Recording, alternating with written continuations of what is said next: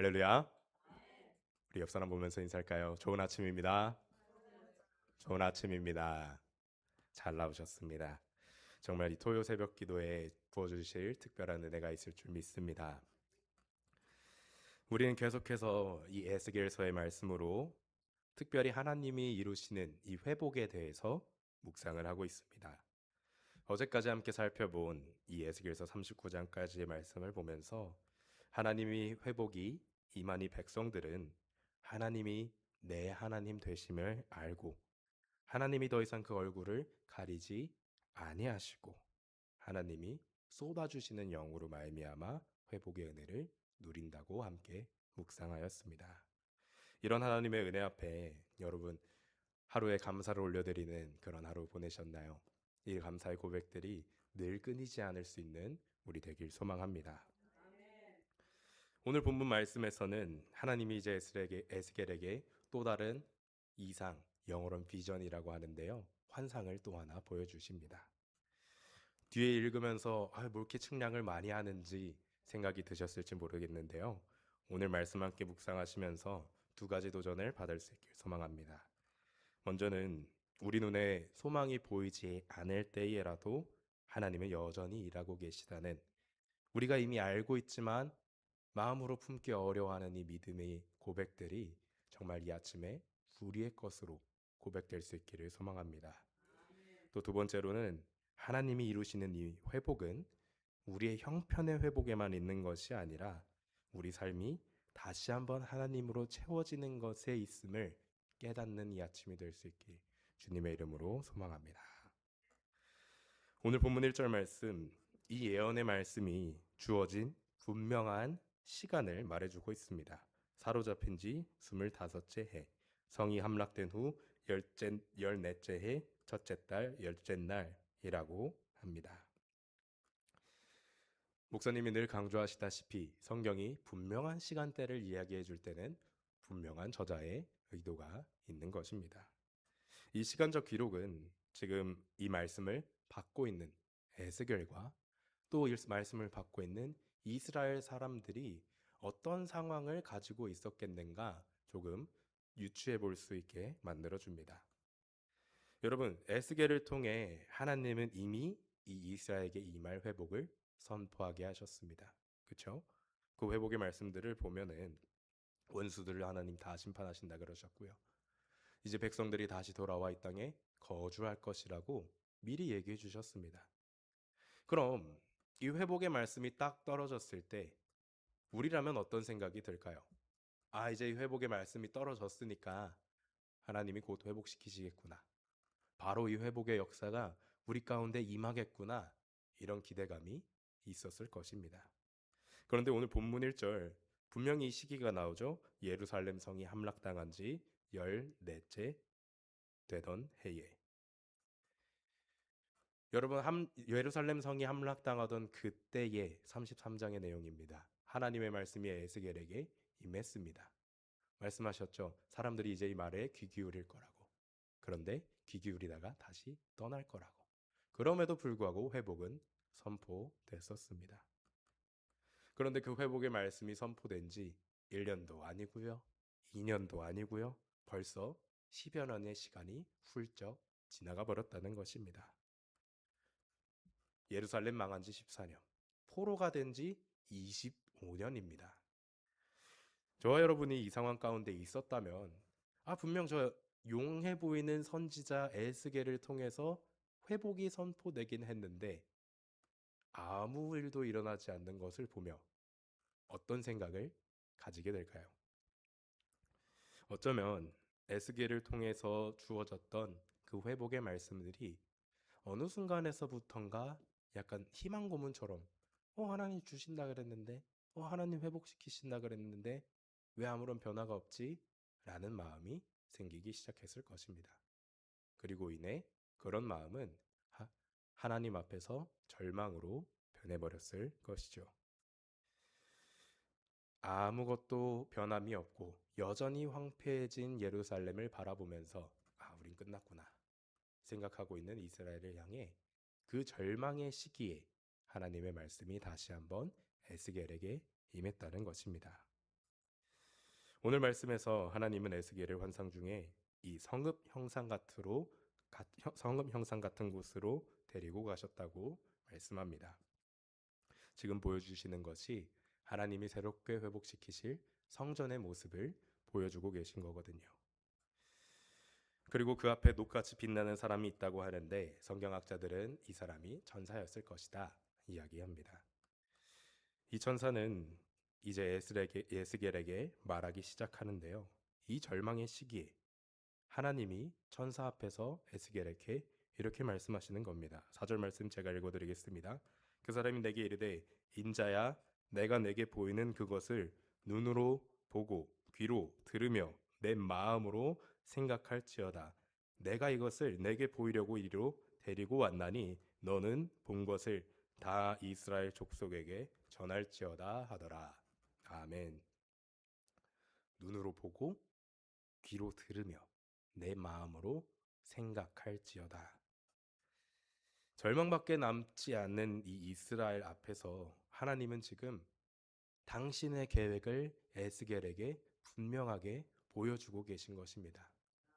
그리고 일방적으로 보기만 하라고 말씀하시지도 않아요. 너가 직접 보고 네가 네 눈으로 듣고 네가 네 귀로 듣고 측량하여 마음에 생각한 것을 이스라엘에게 전해라 말씀하시는 겁니다. 하나님이 왜 이 측량 기구들을 들고 우리가 함께 읽은 것처럼 모든 것들을 측량하는 걸 보여주셨겠습니까? 하나님이 예스겔을 통해 말씀하셨던 이 회복은 그냥 두루뭉술하게 언젠가 이루어질 하나님의 일을 말씀하셨다는 게 아니라 분명하게 이미 사람의 눈에는 아무것도 일어나는 것 같지 않을지라도 하나님은 분명하고 구체적인 계획을 가지고 회복시키실 것을 지금 에스겔을 통해 보여주고 계신 것입니다.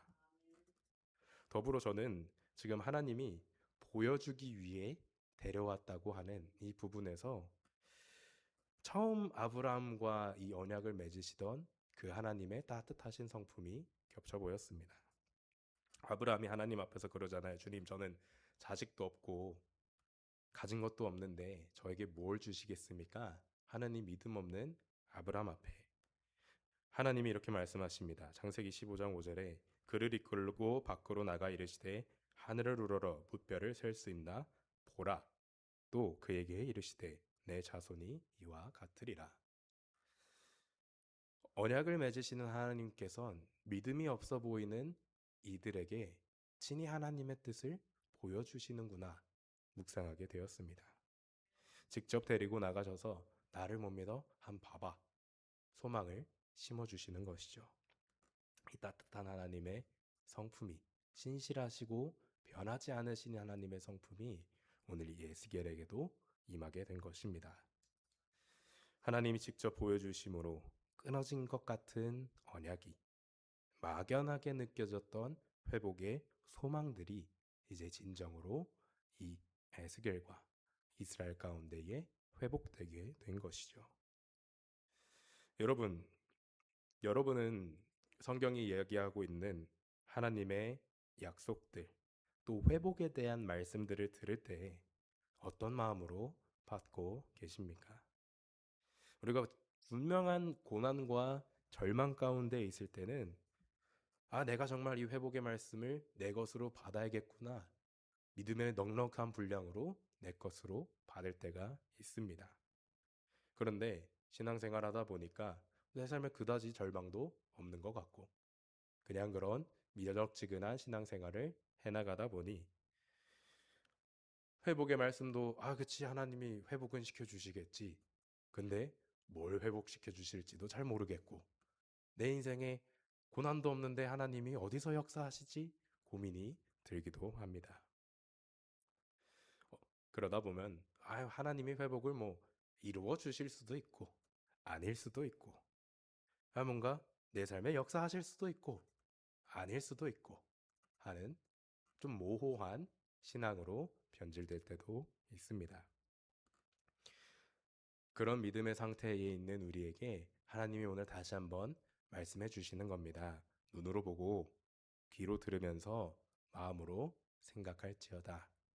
하나님이 약속하신 그 회복이 분명하고 구체적이게 저와 여러분의 것으로 주어질 것이기에 하나님은 그것을 보는 믿음을 요구하시는 것이죠. 하나님이 꿈꾸게 하시는 이 구체적인 회복의 믿음이 정말 저와 여러분들 가운데에 있을 수 있기를 주님의 이름으로 축원합니다. 그렇다면 이런 생각 드실지 모르겠어요. 그럼 하나님이 원하시는 구체적인 회복은 무엇인가요? 그것도 오늘 말씀을 통해 엿볼 수 있습니다.